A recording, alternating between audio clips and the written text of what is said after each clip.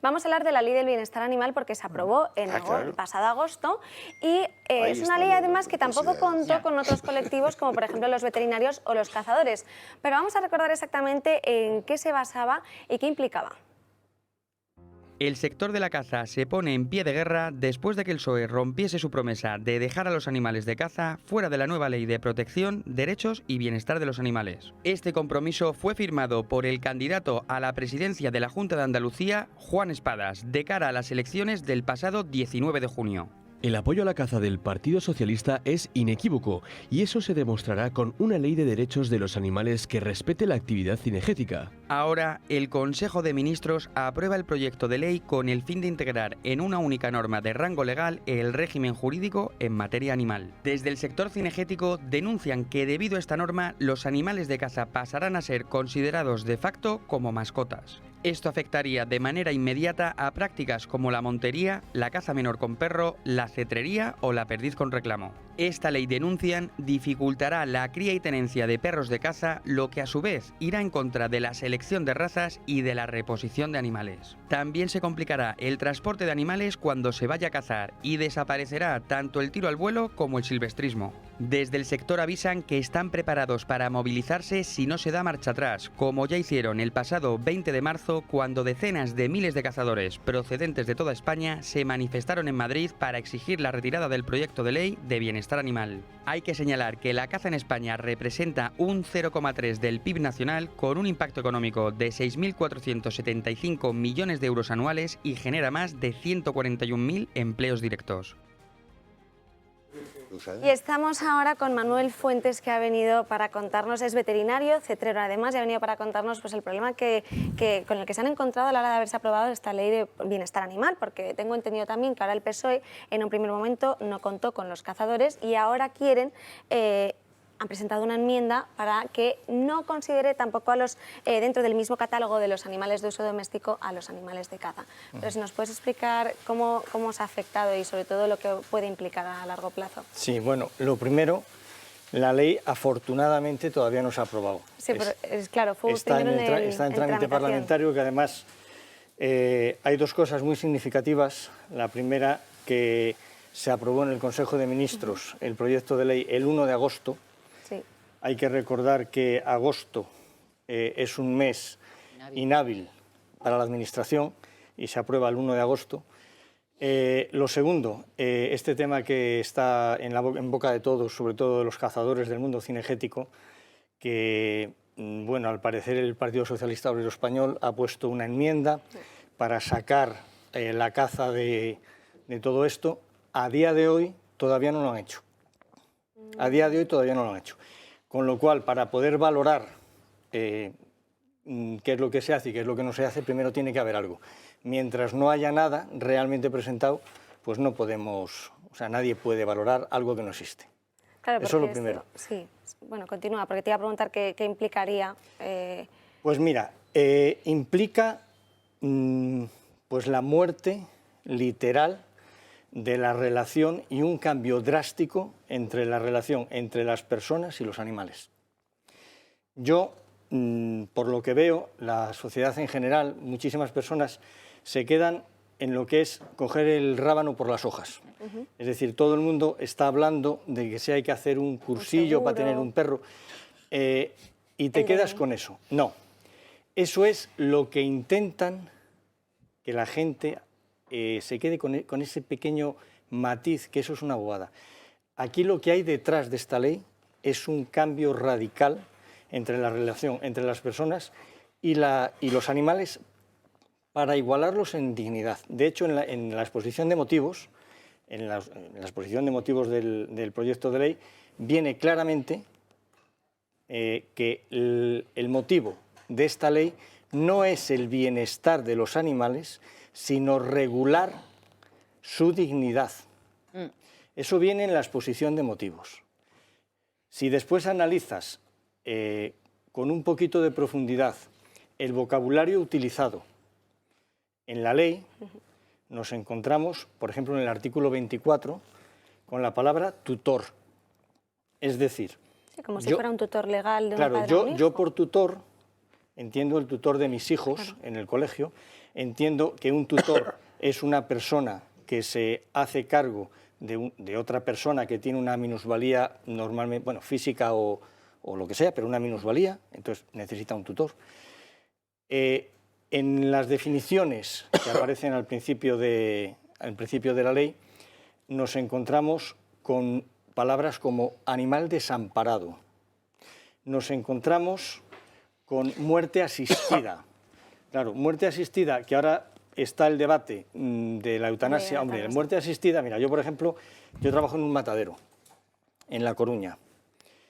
Y claro, a ver, muerte asistida, hombre, yo veo todos los días matar a cerdos, ovejas, terneros.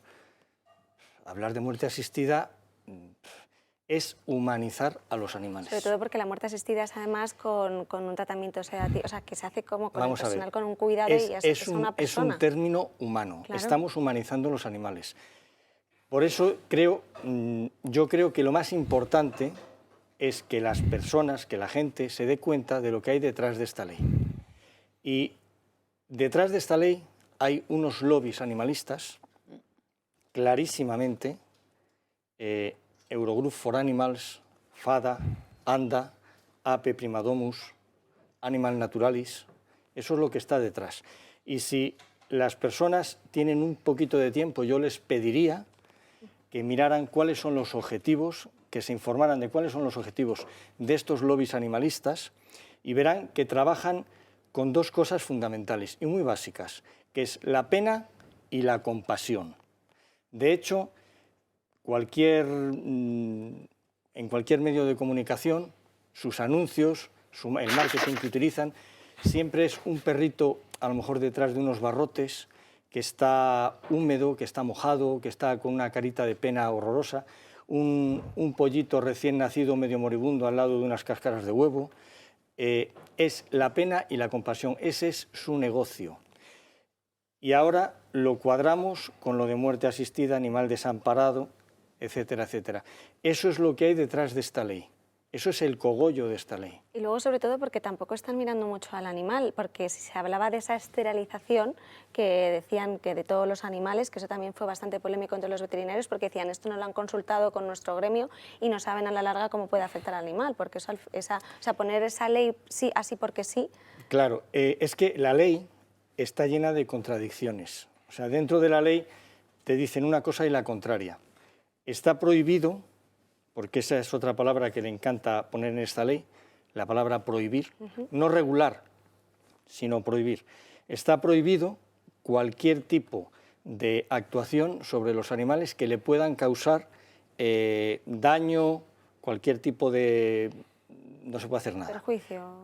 Sí, sin embargo, en las colonias felinas, que eso también es un tema que da mucho para hablar, se pueden cortar las orejas a los gatos. O sea, le puedes hacer una marca en la oreja. Está prohibido cortarle las orejas a los perros, pero obligan a hacerle un corte en las orejas de los gatos comunitarios. A mí me encanta decir que una de las definiciones de dictadura es aquel sistema político donde lo que no está prohibido es obligatorio.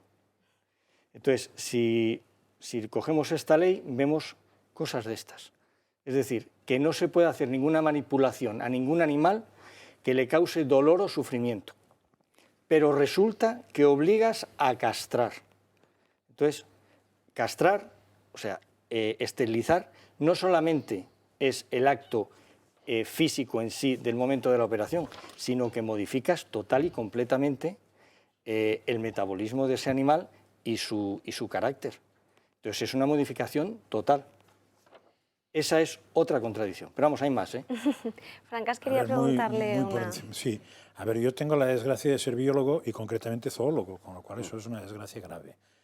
Y creo que en el fondo el problema de la ley, me parece muy bien lo que has dicho, que el cursillo sea la zanahoria que nos han puesto para que nos entretengamos con las portadas de los periódicos, pero incluso creo que va más a fondo. Para mí el problema de fondo está en otro dogma que desde la Unión Europea no, pero desde el mundo moderno sí, es el dogma de los derechos de los animales. Y me atrevo a afirmar, aunque pueda ser condenado a cárcel, que los animales no tienen derechos.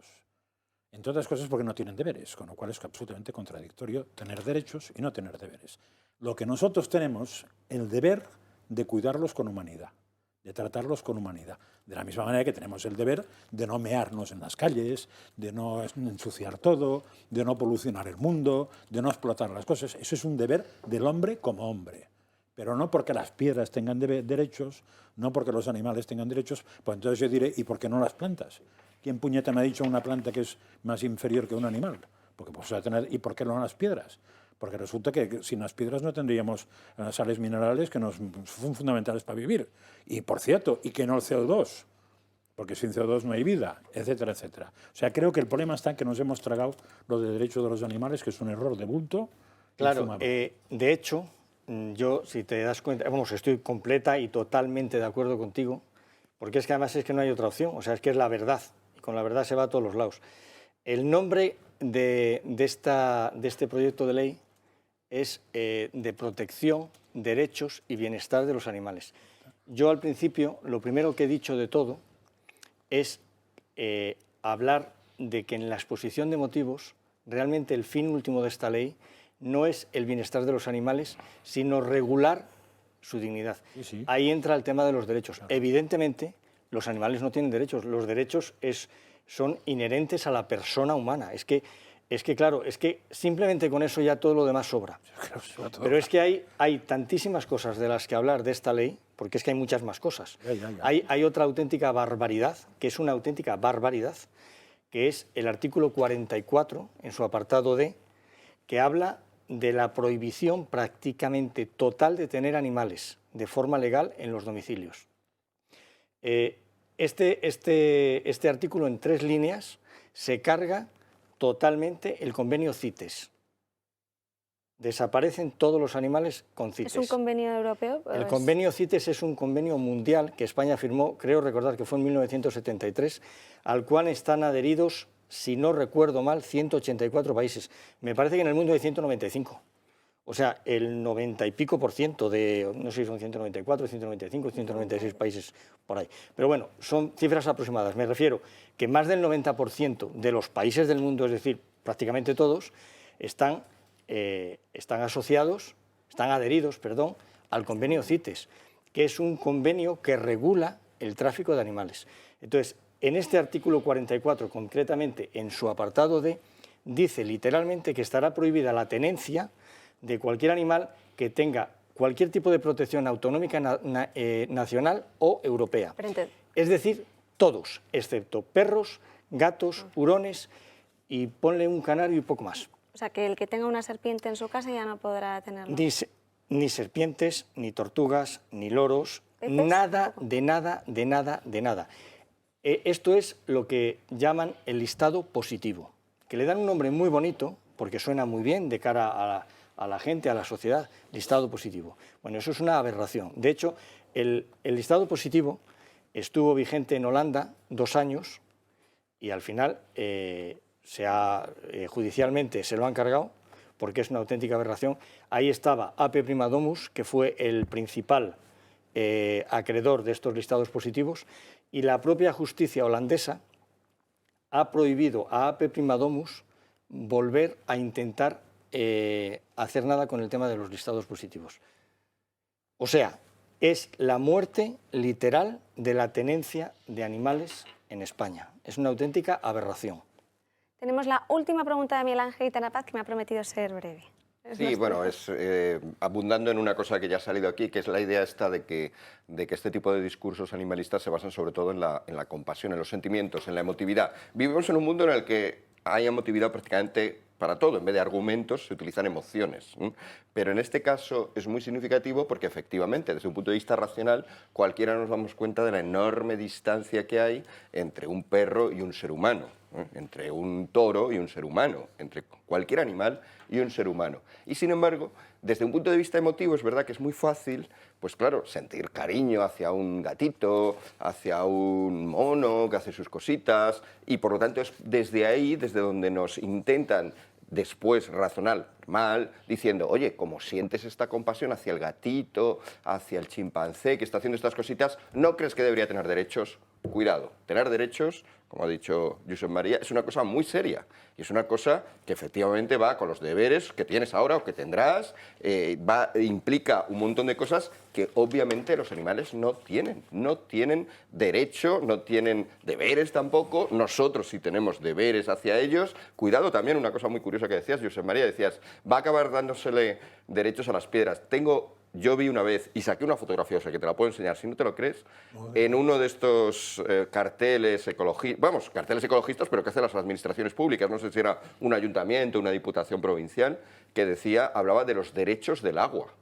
Es decir, estamos cambiando. En vez de ser el agua una cosa que está ahí para que la administremos bien y para nuestro beneficio, porque el ser humano es el centro de la creación y es el centro de todo, estamos cambiando y por compasión, por mira qué bonito el gatito, estamos volviendo a una etapa que es primitiva, es previa a la civilización, en la cual el animal está a la altura del hombre, que en el fondo es más alto, porque como él tiene derechos, pero no tiene deberes, y nosotros sí tenemos derechos y deberes, al final con los deberes le tenemos que servir. Mucho cuidado porque hay gente ahí muy loca, voy a decirlo, que sin embargo se está llevando el gato al agua. Sé que no tenemos tiempo, pero el tema del lobo con los ataques al ganado es tremendamente importante.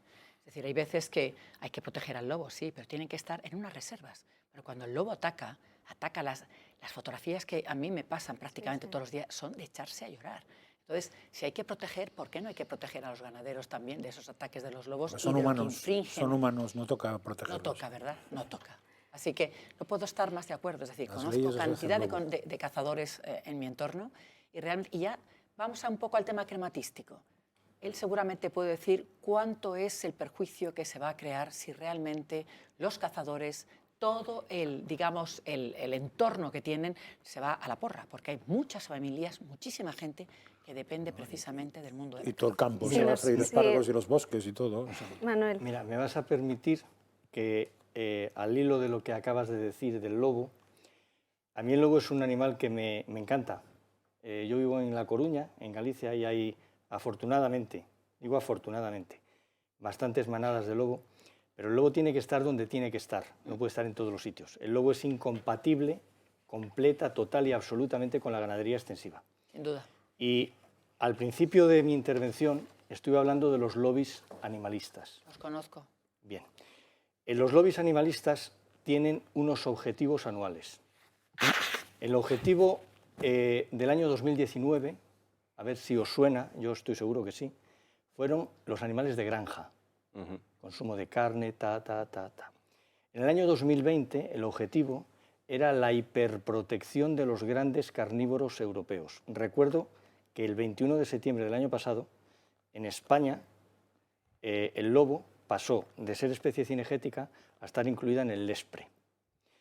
Con una puntualización muy importante. Las 4 regiones españolas que tienen más del 95% de la población de lobo, que son Galicia, Cantabria, Asturias y Castilla y León, más del 95%, están gobernadas por 3 partidos diferentes. El Partido Popular gobernaba, bueno, y sigue gobernando en Galicia y en Castilla y León. En Santander el partido de Revilla, el Partido Regionalista Cántabro, y en Asturias el Partido Socialista Obrero Español. Los 4 gobiernos regionales se pusieron de acuerdo en no incluir al lobo en el LESPRE. Por algo será. Hubo tales presiones que al final el lobo está incluido en el LESPRE. Hubo hasta problemas en la votación. Se tuvo que repetir la votación. Hubo anomalías en la votación. Bien, eso hablando así un poquito del lobo porque ha salido así a colación. Eso era en el año 2020. En el año 2021, a ver si os suena, el objetivo eran los circos con animales. Sí, es verdad. Bien. Estamos en el año 2022, ¿verdad? Bien, este año es los animales de experimentación y la acuicultura. No sé si sabéis que Pescanova, que es una empresa española, tiene un proyecto de iniciar una granja de pulpos en Canarias. Está todo paralizado por temas burocráticos, porque resulta que ahora los pulpos son seres sintientes, porque sí, pero eso o sea, es para reírse, pero es para llorar. O sea, es para llorar. ¿Han visto el cerebrito de un pulpo? Es decir, estamos hablando de auténticas barbaridades. Y para el año 2023, el objetivo que tienen estos lobbies es la prohibición de la venta de animales por internet o no sé cómo es eso. En este proyecto de ley, que no es ley porque es proyecto, porque afortunadamente no está aprobado, habla de todo, absolutamente de todo esto. O sea, es una plasmación literal de todo esto. Y yo eso es lo que quiero transmitir a las personas. Por favor, que no se queden con que hay que hacer un cursillo para tener un perro. Eso es lo de menos. Lo demás es que hay muchas personas, pero muchísimas personas, y no solo del medio rural, porque aquí se habla mucho del medio rural con el tema de la ley de bienestar animal, que efectivamente le afecta muchísimo, como es el tema cinegético, pero hay muchísimas personas que viven en ciudades, que tienen sus loros, que tienen sus cacatúas, que tienen tortugas, que tienen reptiles, que tienen cantidad de animales, que se han criado en cautividad, que son auténticos expertos y que además estos criadores lo que están dispuestos a hacer, y de hecho lo están haciendo, es utilizar esa reserva genética enorme que tienen en sus casas para cuando haya, que los hay, problemas de animales que están en vías de extinción, poder tener esa reserva genética. Y cuando yo oigo decir es que el lorito tiene que estar volando, ¿y volando dónde? Porque es que a lo mejor donde hay plantaciones de cacao, plantaciones de soja, plantaciones de palma, ya no tiene el lorito dónde volar, porque se ha modificado totalmente su medio natural, y ese medio natural no existe. Y la reserva genética está en muchísimos criadores. Y España es, si no recuerdo mal, el segundo país de la Unión Europea, me parece que después de Italia, con más aves ornamentales, digamos. Y no sé si es también el segundo en terrarios detrás de Francia, me parece que es. Entonces, somos una auténtica potencia en reserva genética y este gobierno se lo quiere cargar. Entre otras cosas porque yo creo que este gobierno se lo quiere cargar todo. O sea, yo soy veterinario, trabajo con animales, obviamente, estoy muy al día por mi labor profesional de lo que es todo lo que significa esto, y es que hay una desesperación brutal por el mundo de la caza, por el mundo de los toros, por el mundo de la cría en cautividad, por todo, por todo.